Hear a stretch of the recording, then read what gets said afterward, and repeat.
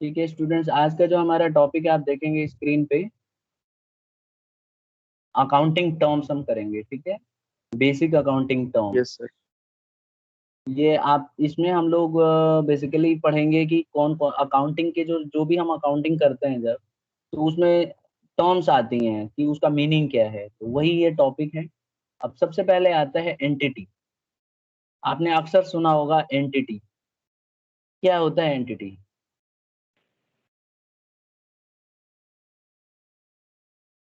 देखो, दो चीजें हैं। एंटिटी का मतलब होता है एक इंडिविजुअल की एग्जिस्टेंस। ठीक है, तो जैसे ही मैं बोलूंगा रिलायंस, तो आपके दिमाग में किसका इमेज आता है? इंडिविजुअल। हाँ, जैसे मैं बोलूंगा रिलायंस एंटरप्राइज, मुकेश अंबानी। तो मुकेश अंबानी की फोटो आती है दिमाग में, आती है ना। मतलब वो यस सर। एंटिटी है, मतलब एक इंडिविजुअल है। ठीक है, तो एंटिटी क्या होती है? एंटिटी एक इंडिविजुअल एग्जिस्टेंस होती है। ठीक है, और बिजनेस एंटिटी क्या होती है? Group of peoples business entity वाज होती है, जैसे पार्टिसिपेट ऑन। अब जैसे यहाँ देखिए, इसमें एंटिटी कौन है बेटा? मुकेश मुकेश अंबानी। अंबानी। और बिजनेस एंटिटी कौन है? ये रिलायंस इंडस्ट्रीज लिमिटेड। बिल्कुल सही। अच्छा, टाटा इंडस्ट्रीज में एंटिटी कौन है? रतन टाटा। रतन टाटा। अच्छा, और बिजनेस एंटिटी कौन है? टाटा बहुत बढ़िया।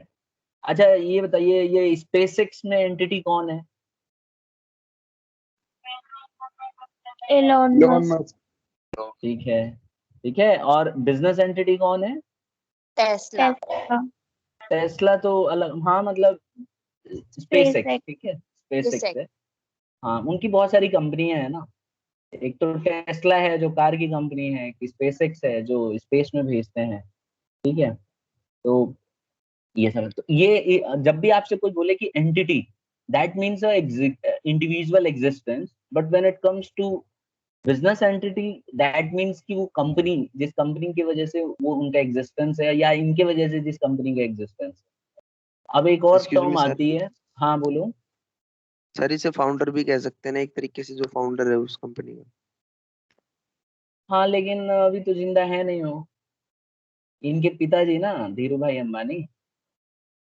Yes sir. बिल्कुल। लेकिन जो एग्जिस्ट इस समय कर रहे हैं उन्हीं का नाम लेना बेटर है। ठीक है, अब इस समय रिलायंस यस सर। इंडस्ट्री को चला तो यही रहे हैं, यानी। ठीक है ना। अच्छा, नेक्स्ट है ट्रांजैक्शंस। ट्रांजैक्शंस तो अब तक आप समझ गए होंगे। ट्रांजैक्शन का मतलब है कोई भी बिजनेस का इवेंट जिसमें हम लोग कोई सामान का इधर से उधर, मतलब खरीदना बेचना, ये सब होता है। ठीक है, तो देखो ट्रांजैक्शन में हमने लिखा हुआ है कि it is a economic event in a business organization. Example के तौर पे परचेजेस हो गया, सेल्स हो गया, सैलरी, एक्सेट्रा। ओके, तो कोई भी ऐसा इवेंट जिसके अंदर हम खरीदते हैं बेचते हैं, that will be a transaction. Is it clear to each and everybody? Yes sir. ठीक है, तो बिजनेस ट्रांजैक्शन को थोड़ा और समझ सकते हो आप। देखिए, बिजनेस ट्रांजैक्शन को ऐसे लिख सकते हैं कि बिजनेस ट्रांजैक्शन एक ऐसी एक्टिविटी है या एक ऐसा इवेंट है जिसको हम मनी की टर्म्स में मेजर कर सकते हैं। ठीक है, तो कोई भी एक्टिविटी को अगर हम मनी की टर्म्स में मेजर कर सकें, तो ही जाके वो बिजनेस ट्रांजैक्शन माना जाएगा। और जो हमारे फाइनेंशियल पोजीशन को अफेक्ट करता हो, जैसे मतलब जिसके वजह से हमारा कैश कम हो जाए, या हमारी बैलेंस शीट में कोई इफेक्ट आ जाए, फाइनेंशियल पोजीशन में बदलाव आए। ठीक है, ठीक है, या ऑपरेशंस और operations of the business entity, या कोई भी बिजनेस एंटिटी का कोई भी ऑपरेशन हो सकता है। जैसे रिलायंस कंपनी है, उसने जमीन खरीदी बेची, उससे ऑब्वियसली सीधा सीधा फर्क पड़ेगा बिजनेस के ऊपर। ठीक है, तो उसी को हम लोग बिजनेस ट्रांजैक्शन कहते हैं। ठीक है, अब आगे भी देखो कि अब business transaction has an effect on any of the accounting element. कह रहा है बिजनेस ट्रांजैक्शन की एक खास बात ये है कि इसके वजह से कोई ना कोई इफेक्ट तो आएगा ही आएगा इन सब चीजों पे। इनमें से किसी पे भी एक पे आएगा, जैसे एसेट पे, लायबिलिटी पे आ सकता है, कैपिटल पे आ सकता है, इनकम पे आ सकता है, एक्सपेंस पे आ सकता है। ठीक है, अब जैसे मैं एक ट्रांजैक्शन बोलूंगा, आपको बताना है कि सर किस पे इफेक्ट आएगा। बोलूं? Yes sir. Yes, चलिए, मान लो एक बिजनेसमैन ने लैंड खरीदा 1 करोड़ का, तो किस पे इफेक्ट आएगा बताइए? एसेट सर पैसे सर एसेट और कैपिटल पर। क्या इफेक्ट आएगा? एसेट बढ़ेगी कि घटेगी? हैंड रेज करना है, उसी से पूछूंगा। घटेगी sir. Sir asset. Hand raise करोगे तो एक एक बच्चे का मुझे पता रहेगा ना। ठीक है, आकाश ने सबसे पहले रेज किया है। हाँ आकाश बोलो। सर एसेट्स बढ़ेंगे। और दूसरा इफेक्ट, क्योंकि हमने तो ये भी डिस्कस किया ना कि हमेशा ट्रांजैक्शन के 2 इफेक्ट होता है। और कैपिटल क्रेडिट होगी। कैपिटल भी बढ़ जाएगी। क्रेडिट होगी, क्रेडिट। वही कैपिटल अगर ठीक है, कैपिटल लायबिलिटी है और लायबिलिटी बढ़ती है तो क्रेडिट होती है। तो आप कह रहे हो कि कैपिटल क्रेडिट हो जाएगी, इसका मतलब बढ़ जाएगी। बढ़ जाएगी मतलब सर। देखो अभी रूल्स हमने पढ़े नहीं है। जब लायबिलिटी बढ़ती है ना बेटा, तो उसको क्रेडिट करते हैं। ठीक है, और क्योंकि अभी आपने रूल्स नहीं पढ़ा तो आप उसको उस एंगल से बोल रहे हो कि क्रेडिट हो जाएगी, मतलब लायबिलिटी साइड में चली जाएगी। तो आपके लिए मैं बता दूं, आप ये कहना चाह रहे हो कि सर कैपिटल भी आ जाएगा और एसेट भी आ जाएगा, यही कह रहे हो ना? नहीं सर ये नहीं हाँ। बोल रहा मैं। क्या वो बोल रहे हो? एसेट्स तो बढ़ जाएंगे और कैपिटल ठीक है। कम हो जाएगी। अच्छा, कैपिटल कम करवा दिया आपने, गलत है। सर कम क्यों नहीं होगी? गलत है। अब दूसरे बच्चे को ट्राई करना चाहते हैं, फिर मैं बता दूं। हमने 1 करोड़ में लैंड खरीदा और पैसा भी पे किया है। चलो थोड़ा और सिंपल करते हैं। क्योंकि हमने नाम नहीं बताया किससे खरीदा, तो हम उधार नहीं मानेंगे, इसको मानेंगे कि हमने पे किया है। अब कौन बताएगा बेटा? हैंड रेज करो। ठीक है, तनीषा ने किया है और कुछ और बच्चे हैं। एक मिनट में पूछ रहा हूँ, देखता हूँ किसने किया है। हाँ जी, हर्ष। हर्ष बता रहे हैं। Yes sir. हाँ, सर एसेट जो है इंक्रीज हो जाएगा और कैपिटल भी इंक्रीज हो जाएगी। क्या हो जाएगा? एसेट इंक्रीज हो जाएगा, कैपिटल इंक्रीज हो जाएगा। गलत है। नेक्स्ट।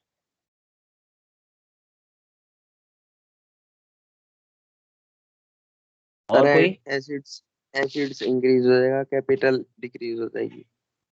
अच्छा ये बताओ, सर जब हम एसेट हाँ बोलो बोलो। एंड सर एसेट इंक्रीज हो जाएगी और कैश कम हो जाएगा। यानी कि कैश भी तो एसेट ही है। तो अभी तक का सही आंसर तो यही सर है। ठीक है, देखो जब हम लैंड खरीदेंगे ना, तो लैंड हमारा बढ़ जाएगा और लैंड आता है एसेट, तो एसेट बढ़ गया। और जैसे ही हमने उसको खरीदा होगा, हमने कैश दिया होगा। तो जब हमने कैश दिया या बैंक, मतलब हो सकता है बैंक से पेमेंट किया हो, तो कैश और बैंक दोनों एसेट हैं, तो वो घट जाएंगे। तो एक तरफ तो एसेट बढ़ रहा है और दूसरी तरफ एसेट घट रहा है।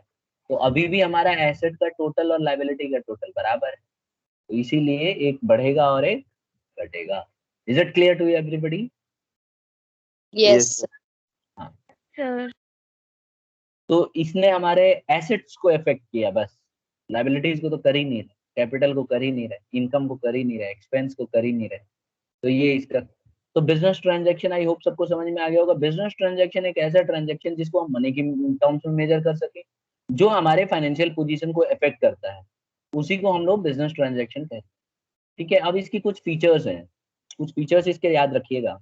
पहला feature, it is concerned with money और मनी वर्थ। देखो एक सबसे पहले खास बात क्या होती है बिजनेस ट्रांजैक्शन की, कि हमेशा इसमें मनी का इन्वॉल्वमेंट होगा या मनी वर्थ होगा। ठीक है। दूसरा, it brings about a change in the financial position. पढ़ लिया हमने कि हमेशा फाइनेंशियल पोजीशन में कुछ ना कुछ बदलाव लाएगा। जैसे अभी हमने पढ़ा कि उसमें एसेट बढ़ गया और एसेट घट गया। ठीक है, तो एक एसेट बढ़ता हुआ दिखा उसमें और दूसरा एसेट घटता हुआ दिखा, तो इससे बदलाव आया फाइनेंशियल पोजीशन में। हमारे फाइनेंशियल पोजीशन का टोटल तो सेम है, लेकिन हमारे एसेट में लैंड बढ़ गई थी और कैश घट गया था। तीसरा, every transaction has dual aspect. कह रहा है इसका एक और खास बात होगी कि हमेशा इसके ना ड्यूअल एस्पेक्ट होंगे, गिविंग और रिसीविंग। तो यहाँ पे रिसीविंग क्या हो रहा था? हमारा लैंड। और गिविंग क्या हो रहा था? हमारा कैश। ठीक है, तो आपने देखा दोनों एस्पेक्ट जरूर यहाँ पे इन्वॉल्व हुए, एक आया और दूसरा गया। नेक्स्ट है, after each transaction the total assets of the business must be equal. कह रहा है हर एक ट्रांजैक्शन के बाद एसेट्स और लायबिलिटीज का जो टोटल है बेटा, वो हमेशा इक्वल ही रहेगा। और जो हमने एग्जांपल डिस्कस किया उसमें आपने नोटिस किया होगा, जितने से एसेट बढ़ा उतने से ही दोबारा घट गया। तो इसका मतलब एसेट का टोटल जितना पहले था उतना ही रहा होगा और लायबिलिटी का जितना था वो तो था ही।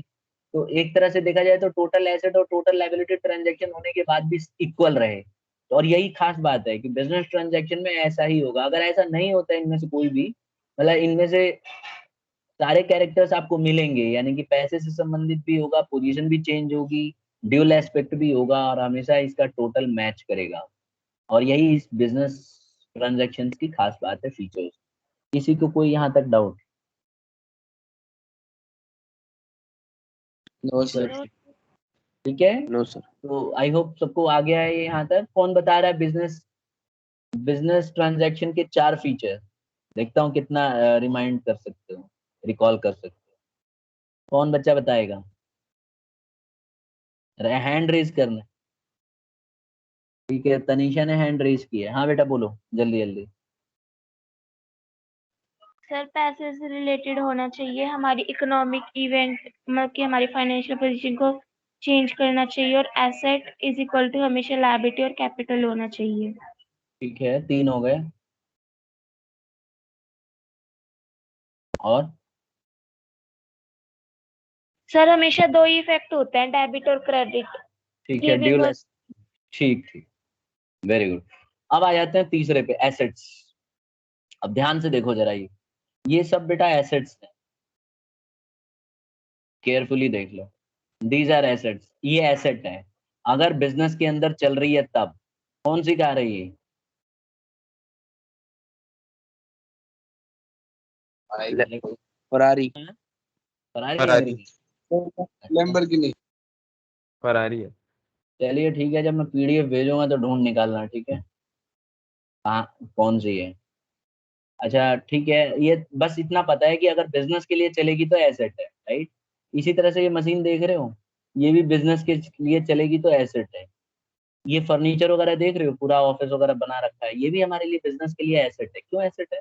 क्योंकि इसकी वजह से बिजनेस चलता रहेगा। और ये बिल्डिंग देख रहे हैं आप, मान लेते हैं कि बिजनेस का ऑफिस है, तो ये भी बिल्कुल चलता रहेगा।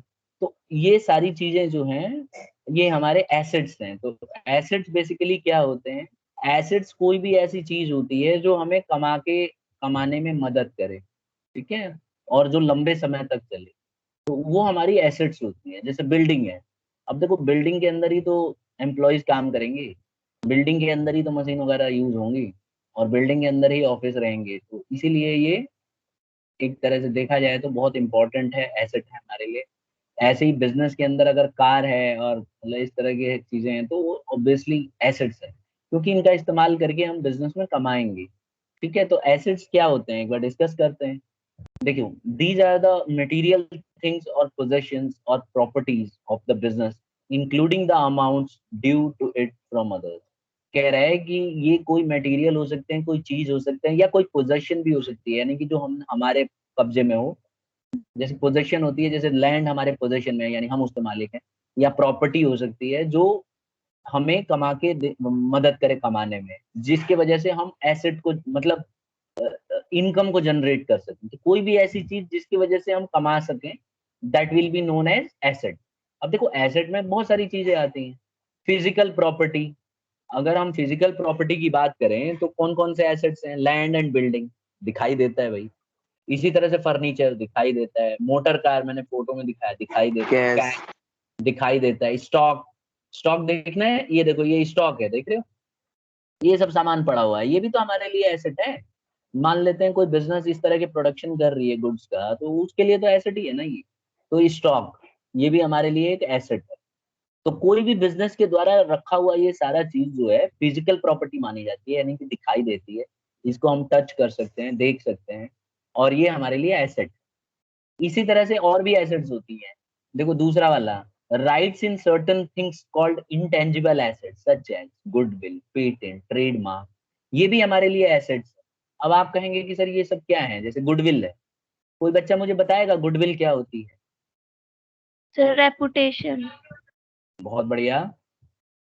गुडविल एक रेपुटेशन होती है जो हमें ज्यादा कमाने में मदद करती है। जैसे एप्पल फोन, तो एप्पल फोन की गुडविल है ना, तो उसकी वजह से हम ज्यादा कमाती है कंपनी, मतलब उसकी वजह से ज्यादा चार्ज करती है। उस दिन देखा नहीं था हमने एप्पल 12 जो है मॉडल, उसका रेट कितना था बेटा उस दिन?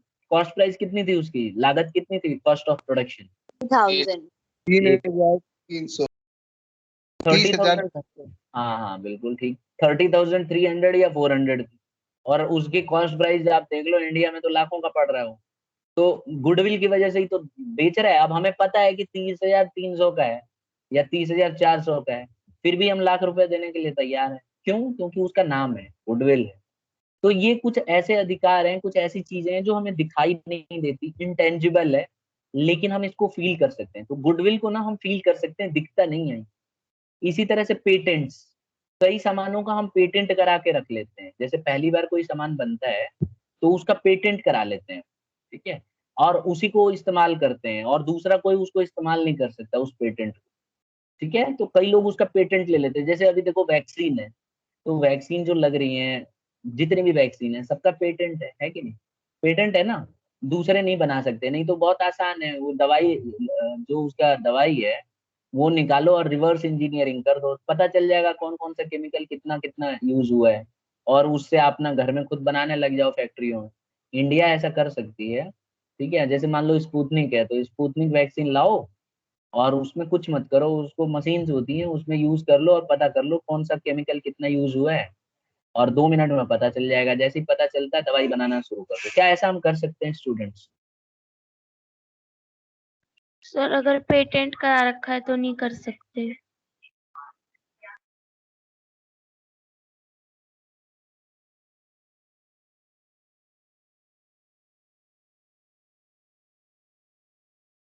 हाँ तो स्टूडेंट्स, मेरी आवाज आ रही है बेटा? Yes sir. Yes sir. हाँ तो मैं कह रहा हूँ कि क्या हम ऐसा कर सकते हैं? नो सर, नहीं कर सकते, क्यों? सर हमें बिकॉज राइट नहीं है ये। पेटेंट करा रखा है। ठीक है, क्योंकि हमने पेटेंट कराया हुआ, राइट। और जब हम पेटेंट करा लेते हैं तो फिर ऐसा हम नहीं कर सकते, यही है ना? अ, ठीक है स्टूडेंट्स, एक बार ना थोड़ा सा टाइम लगेगा, क्योंकि मुझे एक्चुअली यहाँ पे कंप्यूटर में अभी चल नहीं पा रहा है। तो मैं एक बार आपको स्लाइड शेयर करूंगा अपनी तरफ से, ठीक है? ठीक है। Yes sir. हम्म। और कोई बताएगा पेटेंट के बारे में जब तक? एनीबॉडी?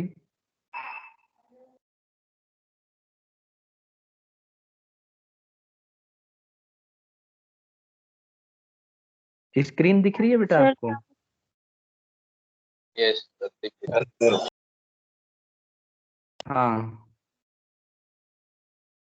ठीक है, तो हम लोग यहाँ पे थे। एक मिनट। हाँ बेटा, आप बताइए।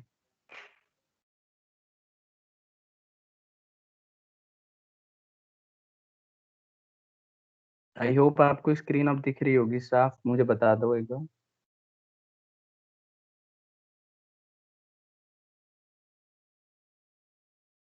दिख रही है बेटा?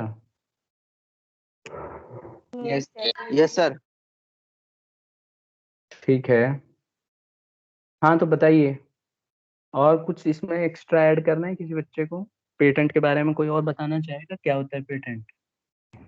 सर ये एक एग्रीमेंट है किसके बीच में? एक कंपनी का, जिसमें वो क्या कहते हैं, कुछ पर्टिकुलर ईयर्स के लिए खुद बनाती है, किसी और को किसी और कोई और बनाता है, उसकी कॉपी करता है, तो उसको पेनल्टी भरनी पड़ती है। कॉपीराइट नहीं होता किसी और को। बिल्कुल सही बता रहे हो। तो पेटेंट जब हम करा लेते हैं ना, तो एक तरह से हम लोग उसका राइट ले लेते हैं अपने पास, अधिकार मिल जाता है हमें कि हम ये प्रोडक्ट हम ही बनाएंगे, और अगर कोई और बनाएगा तो हम उसके ऊपर उसको कोर्ट में ले जा सकते हैं, और उसको पेनल्टी भरना पड़ सकता है, और उसको करोड़ों रुपए का नुकसान होगा। तो इसीलिए वो बना नहीं सकता, ठीक है। और ऐसे आपने लाइफ में बहुत सारा चीजों में देखा होगा। इसी तरह से जैसे ट्रेडमार्क, तो ट्रेडमार्क में भी आपने देखा होगा, कई जगह आप कार लेते हो तो उसमें ट्रेडमार्क बना होता है ना? जैसे आप देखते हो ना उसमें, जैसे आप देखो अलग अलग कार है, ब्रांडेड कार, जैसे ऑडी है, ऑडी में कितने सर्कल्स होते हैं? 4। 4 सर्कल्स। तो 4 सर्कल्स हैं, तो ये हमारा ट्रेडमार्क है, ठीक है। तो ये इस तरह से, अब दूसरे लोग इसको यूज नहीं कर सकते, लेकिन फिर भी आपने देखा होगा कई बार छोटे मोटे सामान हम लोकल खरीदते हैं तो उसमें मार्क लगे रहते हैं, ऐसा रहता है ना ऑडी के टी शर्ट्स में और इन सब पे। Yes sir. yes, तो फिर इनको क्यों नहीं ऑब्जेक्शन करते, मतलब इनको कोर्ट में क्यों नहीं ले जाते, सोचा है कभी? क्योंकि सर ये कार थोड़ी दे रहे हैं। बहुत बढ़िया। मतलब इनका ब्रांड अलग है तो इससे क्या फर्क पड़ता है, इससे कार की कंपनी को कोई उसका वो तो हो नहीं रहा है, क्योंकि वो तो बेसिकली कार बनाती है। कल को कोई टी शर्ट बना के और ऑडी का वो करे तो एक तरह से उसका प्रचार ही हो रहा है, और कस्टमरों को पता है कि ये सिर्फ कार बनाती है, टी शर्ट तो बनाती नहीं है, तो कंपनी को कुछ नुकसान थोड़ी ना है। तो इसीलिए कंपनी को पता रहता है कि ऐसा हो रहा है, लेकिन फिर भी कंपनी कोई क्लेम नहीं करती, बोलती है छोड़ो ना, पड़े रहना दो। लेकिन अगर कल को यही कोई कार की कंपनी बनाने लग जाए और अपने कार में लगाने लगे तो तुरंत ऑब्जेक्शन कर देगी और उसको कोर्ट में घसीटेगी, समझ गए? तो इसीलिए पेटेंट जो होता यस। है बहुत बहुत ज्यादा इंपॉर्टेंट होता है, ठीक है। तो अब हमने ये पढ़ लिया, हमने पढ़ा कि एसेट्स फिजिकल प्रॉपर्टी भी हो सकती है, ठीक है, और एसेट जो है राइट्स भी हो सकते हैं, इंटेंजिबल, इंटेंजिबल मतलब जो हमें दिखाई नहीं देता। बेटा वहां पे रिकॉर्डिंग लिखा हुआ आ रहा है आपकी स्क्रीन पे? रिकॉर्डिंग हो रहा है कि नहीं? Yes sir. हो रहा है ना? Yes sir. ठीक है। हाँ, क्योंकि मैंने कंप्यूटर से अब डिस्कनेक्ट हो गया, आपके फोन से करा रहा हूँ। तो ठीक है बेटा, ये हो गया हमारा amount due to the business from others like debtors, bills receivable, accrued income etcetera. तो अब ये सारी चीजें जो है हमारे एसेट्स हैं। जैसे डेटर्स जो है ना, ये हमारे एसेट हैं। उस दिन भी हमने डिस्कस किया था, डेटर होता है जिसने हमें उधार बेचा। अब क्या होता है कि कई बार कुछ लोग हमें उधार बेचते हैं, समझ रहे हो ना? तो कुछ लोग जब हमें उधार बेचते हैं सामान, तो हमें उन्हें पैसा देना पड़ता है। तो अगर हम उन्हें पैसा देंगे तो वो हमारे क्रेडिटर हो गए, और अगर हमसे किसी ने उधार लिया तो वो हमें पैसा देंगे तो वो हमारे डेटर हो गए। तो इसको लिखना है, डेटर कौन है? The one who gives. Creditor कौन है? The one who takes. तो ये भी हमारे लिए एसेट्स हैं। तो डेटर हमारे लिए एसेट होता है और क्रेडिटर हमारे लिए लाइबिलिटी होते हैं। क्लियर है? Yes sir. Yes sir. ठीक है। नेक्स्ट आता है स्टूडेंट,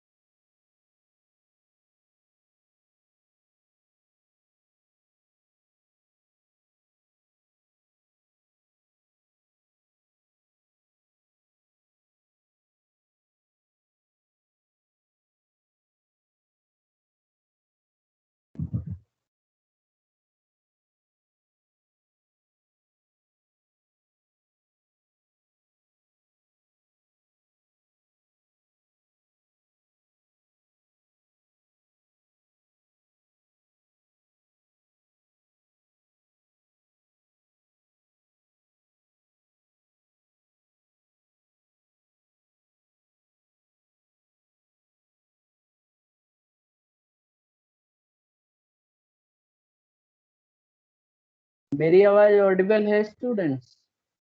यस सर। हाँ ठीक है। तो मैं ये कह रहा हूँ कि हम एसेट्स को ना क्लासिफाई कर सकते हैं 3 कैटेगरी में। एक है नॉन करंट एसेट्स, एक है करंट एसेट्स, और एक है फिक्टिशियस एसेट्स। तो सबसे पहले बात करते हैं हम नॉन करंट एसेट्स की। देखिए इसको थोड़ा हाईलाइट कर देता हूँ, नॉन करंट एसेट्स ये रहा।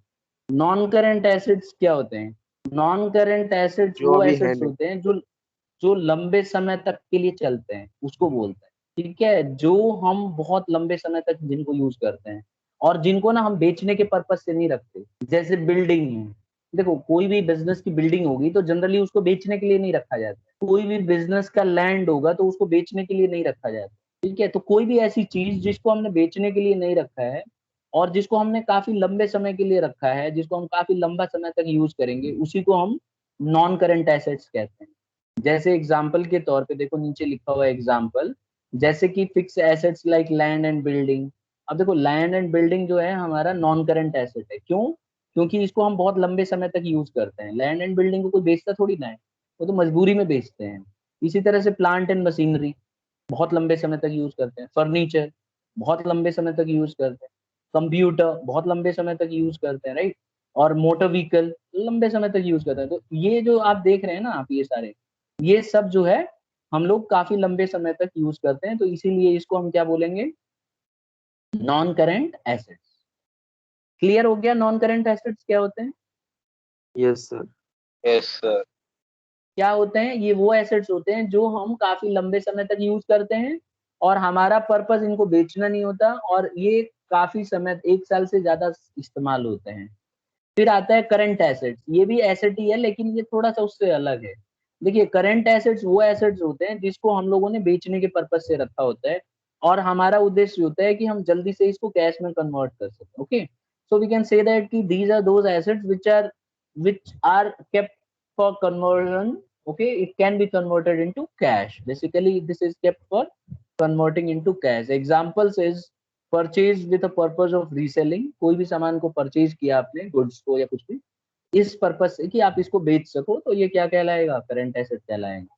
ठीक है, जैसे और स्टॉक। हम इसको जैसे कि स्टॉक हो गया, जैसे कि हमारा डेटर हो गया, कैश हो गया, बैंक हो गया, ये हमारे कैश मतलब ये हमारे करंट एसेट्स हैं। इनको इनको हम ज्यादा समय तक नहीं रखते। अब कैश को भी ज्यादा समय तक नहीं रखते, कोई ना कोई सामान खरीदते बेचते रहते हैं, तो इसलिए ये हमारे जो है करंट एसेट्स माने जाते हैं। Is it clear?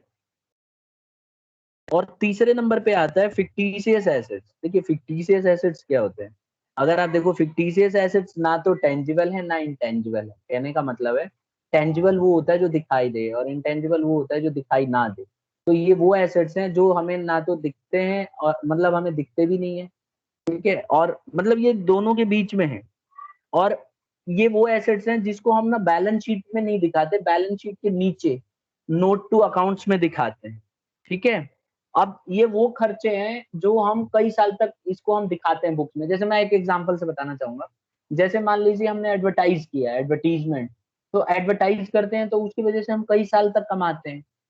आप कोई एडवर्टीजमेंट करते हो तो उस एडवर्टीजमेंट की वजह से आपको कई साल तक का फायदा होता है, क्योंकि आपके कस्टमर कई साल तक उस एडवर्टीजमेंट के बदले आते रहते हैं। तो उसको आप 1 साल का खर्चा थोड़ी ना मानोगे, वो तो कई साल का खर्चा हो गया। तो इसी तरह से इस तरह के जो खर्चे होते हैं, इसको हम कई साल में बांट देते हैं, और इसको हर साल हम अलग अलग थोड़ा थोड़ा कर करके दिखाते हैं। ठीक है, तो ये जो है फिक्टिशियस एसेट्स हैं। इसको कैसे लिखोगे? लिखना है कि they are neither tangible asset nor intangible. ना तो ये टेंजिबल की कैटेगरी में आते हैं, ना ये इंटेंजिबल की कैटेगरी में आते हैं। ये वो खर्चे हैं, ये वो लॉसेस हैं जो हर साल हम थोड़ा थोड़ा करके इनको दिखाते रहते हैं in the books of account. ठीक है, जैसे एग्जांपल के तौर पे advertisement expenditure, discount on issue of debenture. I hope clear हो गया होगा सभी बच्चों को, स्टूडेंट्स। Yes sir. सर हाँ, चलिए इस लाइन का मतलब और बताना, they R losses not written of the period. they are losses not written off in the year in which they are incurred but more than 1 year। देखो मैं example से समझाता हूँ इसका मतलब। जैसे मान लो आपकी एक बहुत बड़ी कंपनी है, ठीक है, और आपने क्या किया, उसका एडवर्टाइज कर रहे हो आप, और वो एडवर्टीजमेंट जो है आपने किसी दूसरे कंपनी के साथ एक एग्रीमेंट किया है कि मैं 2 करोड़ दे रहा हूँ और आपको 10 साल तक मेरा प्रचार करना है। मेरी बात समझ रहे हो आप? कितना दिया आपने 2 करोड़ और कितने साल प्रचार करना है? 10 साल। समझ गया ना? तो अब आप हर साल आपका कितना लगेगा? 20 लाख। जिनके देख लो 1 साल का आपका खर्चा कितना हुआ, बोलो, काउंट करो बेटा। 2 करोड़ आपने खर्च किए हैं 10 साल के लिए, तो 1 साल का सर खर्चा कितना 20 है। 20 लाख। तो आप ना क्या करोगे कि हर साल का खर्चा सिर्फ 20 लाख दिखाओगे। जिस साल आपने एग्रीमेंट किया, बेशक आपने 2 करोड़ भरा हो, लेकिन आप 2 करोड़ नहीं दिखा सकते, क्योंकि असली में इस साल का खर्चा तो सिर्फ 20 लाख ही है। अगले साल का खर्चा फिर 20 लाख है, फिर उससे अगले साल का फिर 20 लाख है। तो इसीलिए कुछ खर्चे ऐसे होते हैं जो हम कर तो इसी साल देते हैं, लेकिन वो खर्चा कई साल के बदले किया गया होता है। तो इसीलिए उसको हम हर साल थोड़ा थोड़ा थोड़ा थोड़ा करके राइट ऑफ करते हैं, क्योंकि वो हमें हर साल हम इसी साल अगर दिखा देंगे तो इनजस्टिस होगा और बिजनेस को नुकसान दिखाई देगा। तो इसीलिए हम क्या करते हैं, इसको कई साल में वो नोट टू अकाउंट्स में लिख देते हैं कि हमने 2 करोड़ दिया 10 साल का और इस साल का खर्चा सिर्फ हम 20 लाख दिखा रहे। Is it clear? यस। तो इसीलिए मैंने यहाँ पे लिखा है not written off in the year in which they are incurred. सिर्फ उसी साल नहीं लिखे जाते जिस साल वो खर्च हुए हैं, बल्कि हर साल लिखे जाते हैं जो उस साल से खर्चा बिलोंग करता है। अब आ गया? यस। ठीक है। और अब आप देखो, हमने क्लासिफिकेशन किया नॉन करंट एसेट्स का 2 हिस्सों में, एक तो टेंजिबल एसेट और एक non tangible asset. Tangible asset वो एसेट होते हैं जो हमें दिखाई देते हैं, जिनका फिजिकल एग्जिस्टेंस है, जैसे कि लैंड हो गई, बिल्डिंग हो गई, मशीन हो गई, फर्नीचर हो गई, ये टेंजिबल एसेट्स, ये हमें दिखाई देते हैं। और एक होता है बेटा इंटेंजिबल एसेट। इंटेंजिबल एसेट्स वो एसेट होते हैं जिनका कोई फिजिकल एग्जिस्टेंस नहीं होता, जो हमें आंख से नहीं दिखाई देते, जिसको हम टच नहीं कर सकते। एग्जाम्पल आप देखो पेटेंट। अब पेटेंट को आप दिखता नहीं है, हम फील कर सकते हैं सिर्फ, और हमें दिखाई नहीं देता, हम छू नहीं सकते उसको। इसी तरह से गुडविल है, इसी तरह से ट्रेडमार्क है, कंप्यूटर के सॉफ्टवेयर्स हैं, ये सब जो है ये सब किसमें आते हैं? इंटेंजिबल में आते हैं। इनको हम देख नहीं सकते, इनको हम सिर्फ फील कर सकते हैं। ठीक है। अगर जैसे पेटेंट का एग्जांपल है, कोई भी बिजनेसमैन पेटेंट की मदद से बहुत पैसा कमाएगा। अब आप देख रहे हो वैक्सीन की जो कंपनियां हैं, पेटेंट की मदद से बहुत पैसा कमा रही हैं, क्योंकि उनको आप एक चीज देखो, वैक्सीन बनाने के लिए उन्होंने बताया तो नहीं है कितना खर्चा लग रहा है, लेकिन इतना मुझे जरूर पता है कि जो जो वैक्सीन, अब आप देख लो इसको, ये क्या नाम है इसका, जो इंडिया में लग रही है, क्या नाम है? एस्ट्राजेनेका की जो कंपनी है, इंडिया में किस नाम से जानी जाती है? कोविशील्ड। कोविशील्ड। अब कोविशील्ड कितने की पड़ रही है मार्केट में, बताएगा कोई बच्चा मुझे? प्राइवेट में लगाने पे कितने की पड़ रही है? सर 800। ज्यादा बता रहे हो, इतना थोड़ी ना है। दोनों डोज का बता रहे हो क्या? एक डोज का? चलो मान लेते हैं कि इतना पड़ रही है। ठीक है। हॉस्पिटल वाले क्योंकि वो अलग से चार्ज भी लेते हैं 100 रुपए, सही बात। तो अगर मान लीजिए 700 कुछ रुपए रखा है ना शायद गवर्नमेंट ने, इसके रेट फिक्स कर दिए हैं। ठीक है। अब मैं 600 या 700 है। हाँ, अब मान के चलते हैं ऐसे ही कुछ है। तो मैं ये कहना चाह रहा हूँ कि क्योंकि इसका पेटेंट है इसलिए इतना चार्ज ले रहे हैं। अगर इसका पेटेंट नहीं होता ना, तो हर एक कंपनी बनाने लग जाती, हर एक इंडस्ट्री में बनने लग जाता, मैन्युफैक्चरिंग होने लगता, और इसका रेट 100 रुपए 50 रुपए भी नहीं रहता। क्योंकि इन्होंने पेटेंट करा रखा है, इनके अलावा और कोई बना नहीं सकता, बेच नहीं सकता, तो ये अपना मनचाहा रेट बना के बेच रहे हैं। वो तो गवर्नमेंट ने इतना फोर्स किया, नहीं तो ये तो 2-2 हजार में बेचने के लिए कह रहे थे। फिर धीरे धीरे धीरे धीरे ये 400 पे आ गए, मतलब गवर्नमेंट को शायद 400 300 कुछ रुपए में दे रहे हैं ये गवर्नमेंट। अब आप एक चीज देख लीजिए यहाँ पे कि इतना सस्ता पड़ गया, क्योंकि गवर्नमेंट तो अभी फ्री में लगा रही है ना, तो फिर उसका चार्जेस हम नहीं गिनेंगे। तो एक तरह से देखा जाए तो कितना, कई गुना, अभी भी आज की डेट में ये 3-4 गुना तो ज्यादा चार्ज कर ही रहे होंगे। समझ रहे हो ना? इतना कॉस्ट नहीं होगी, बहुत कम रेट होगा, लेकिन पेटेंट की वजह से अच्छा खासा लूट रहे हैं, कमा रहे हैं। ठीक है। कितने बच्चे कहते हैं कि पेटेंट होना चाहिए? सर कितने इस बच्चे? टाइम नहीं होना चाहिए। बिल्कुल सही, यही हमारी इंडियन गवर्नमेंट ने भी पॉइंट रखा। ठीक है। WTO में यही पॉइंट इंडिया ने रखा कि भाई इस पेंडेमिक में ऐसा नहीं होना चाहिए, पेटेंट कुछ समय के लिए हटा देना चाहिए। फिर कई देशों ने मीटिंग किया इसके ऊपर। ठीक है। लेकिन कुछ देश इसके खिलाफ थे, जैसे जर्मनी। जर्मनी की जो एंजेलिन मार्केल जो है, क्या नाम है मैं भूल गया, एंजेलिना मार्केल नाम है शायद उसका। ठीक है। उन्होंने मना कर दिया, उन्होंने बोला नहीं, पेटेंट होना चाहिए, ऐसे तो कंपनियां बर्बाद हो जाएंगी, कोई बनाएगा ही नहीं मेडिसिन। इतना खर्चा करके कोई कंपनी मेडिसिन बनाती है, और अगर आप उसका पेटेंट ही छीन लोगे तो वो कमाएगी क्या? बात सही है। लेकिन इंडियन गवर्नमेंट ने ये पॉइंट रखा कि भाई चलो ठीक है, मान लिया, लेकिन ऐसे समय में तो 1-2 महीने, 4 महीने, 1 साल के लिए तो हटा सकते हो आप। क्योंकि पेटेंट के भी बहुत रूल होते हैं, ऐसा नहीं है कि एक बार आपने पेटेंट ले लिया तो जिंदगी भर रहेगा, नहीं, ऐसा नहीं होता है। पेटेंट कुछ एक पर्टिकुलर टाइम पीरियड के लिए होता है, उसके बाद आपका पेटेंट ऑटोमेटिकली हट जाता है, कोई भी उसको इस्तेमाल कर सकता है। ठीक है। तो सबसे ज्यादा अगर आप देखोगे तो पेटेंट, जो बहुत सारे साइंटिस्ट हैं जब अपना प्रोडक्ट लॉन्च करते हैं तो वो लोग पेटेंट कराते हैं अपने सामान, और कराना भी चाहिए। एक्सक्यूज मी नहीं। सर, हाँ। सर जैसे आप कह रहे हो कि अगर पेटेंट कुछ समय तक होता है, तो सर जिस टाइम पेटेंट की वैल्यू खत्म हो गई एक कंपनी में, जैसे वैक्सीन है, वैक्सीन हम्म की पेटेंट खत्म हो गई और सर किसी और इंडस्ट्री ने उसे बना लिया उससे हम्म पहले और बेचने लगी, और सर उसने उससे पहले कैसे बना लेंगे बेटा? वो तो पेटेंट उसने लिया है तो फॉर्मूला तो उसी के पास होगा ना, तो सबसे पहले तो उसी ने बनाया होगा। ये सर, पर तो अगर सर उससे पहले दूसरा तो बना ही नहीं सकता ना। सर अगर उसका पेटेंट खत्म हो जाए तो उसके बाद भी उसके ऊपर फाइन वगैरह लग सकते हैं जैसे। नहीं नहीं नहीं नहीं, नहीं ओके सर। लगेगा। देखो, पेटेंट कुछ पर्टिकुलर टाइम पीरियड के लिए होता है कि इतने दिन का आपका पेटेंट है, इतने साल का, और उतना पेटेंट रहने के बाद जब वो पेटेंट ऑटोमेटिकली खत्म हो जाता है तो कोई भी कंपनी उसके फॉर्मूले को यूज करने लगती है। और उसका फॉर्मूला कोई बड़ी बात नहीं है, फॉर्मूला तो दवाई लेके ही देख सकते हो आप। ठीक है, तो उसकी बॉन्डिंग से पता चल जाएगा क्या क्या फॉर्मूला है, तो आराम से बना लो आप। तो ऐसे ही होता है रियल लाइफ में। अब जैसे आप देखो ना, पैरासीटामोल और ये जितनी दवाइयां हैं, इन सब का पेटेंट खत्म हो चुका है, तो आप देखो हर जगह कोई भी कंपनी बना सकती है इनको, कोई मना ही नहीं है। सर समय के हिसाब से पेटेंट की वैल्यू ली जाती है ना? हाँ बिल्कुल, अगर आप पेटेंट कराओगे तो पेटेंट कराने के लिए आपको पैसे देने पड़ते हैं, बहुत ज्यादा पैसे चार्ज होते हैं। इंडिया में दिल्ली में है पेटेंट का ऑफिस, वहां आपको जाना पड़ेगा, रजिस्ट्रेशन कराना पड़ेगा आपका, चेक किया जाएगा कि ऐसा कोई फॉर्मूला पहले तो किसी ने नहीं बना रखा है। उसके बाद उसको सीक्रेट रखा जाएगा और आपको पेटेंट राइट मिल जाएगा।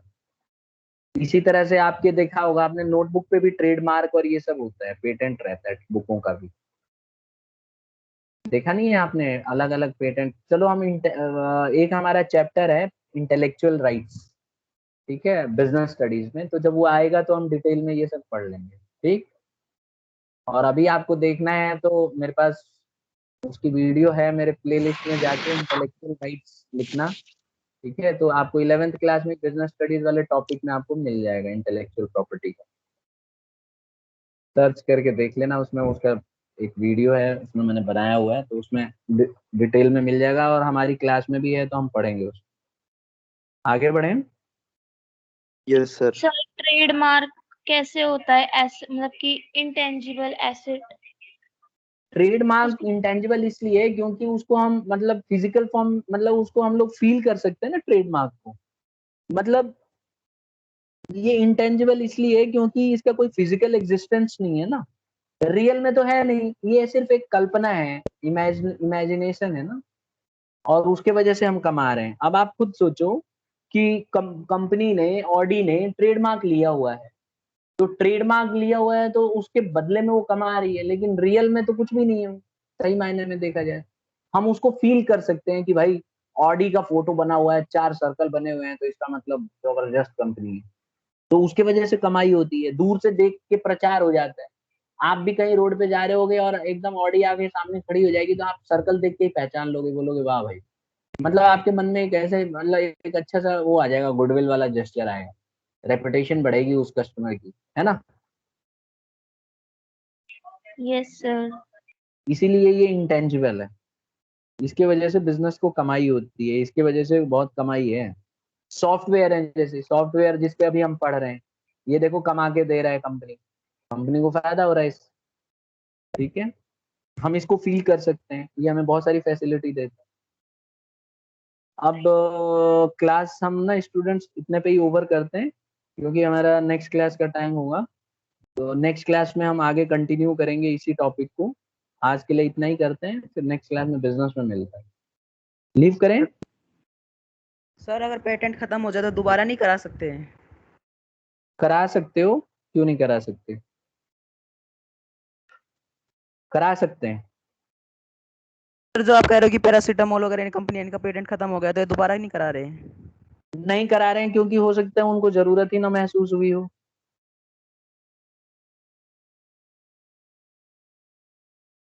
अगर उनको जरूरत महसूस होती तो वो दोबारा से पेटेंट लेते, लेकिन उसका भी एक टाइम पीरियड होता है मैक्सिमम, उससे ज्यादा आप नहीं करा सकते, लेकिन हाँ दोबारा जरूर करा सकते हो, उस पीरियड को बढ़ा सकते हो।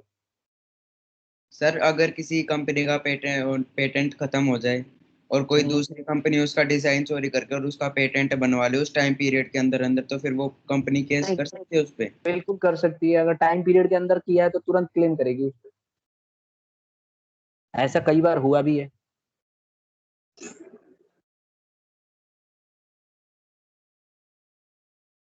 ठीक है स्टूडेंट्स, करते हैं लीव।